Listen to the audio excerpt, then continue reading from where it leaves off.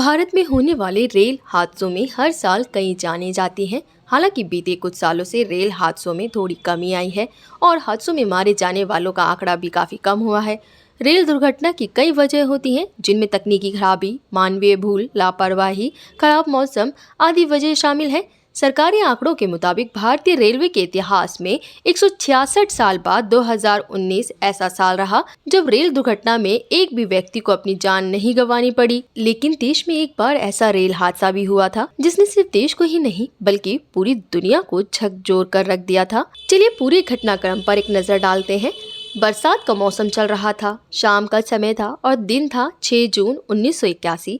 यात्रियों से खचाखच भरी 9 बोगियों वाली गाड़ी संख्या 416 DN पैसेंजर ट्रेन मानसी से सहरसा के लिए जा रही थी।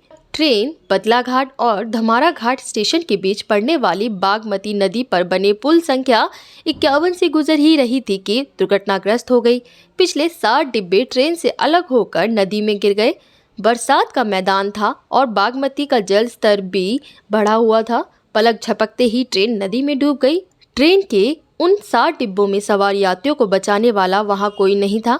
आसपास के लोगों के नदी के पास पहुंचने तक सैकड़ों लोगों की नदी में डूबकर मौत हो चुकी थी। वहीं आपको बता दें कि इस हादसे को भारत का सबसे बड़ा और विश्व का दूसरा सबसे बड़ा रेल हादसा बताया गया। हादसे के कई दिनों बाद तक सर्च ऑपरेशन चला। गोताखोरों की 5 दिन की कड़ी मशक्कत के बाद नदी से 200 से भी ज्यादा लाशें निकाली गई। सरकारी आंकड़े कहते हैं कि इस हादसे में लगभग 300 यात्रियों की मौत हुई, जबकि आसपास के लोगों का कहना था कि इस रेल हादसे में करीब 800 लोगों ने अपनी जान गंवाई।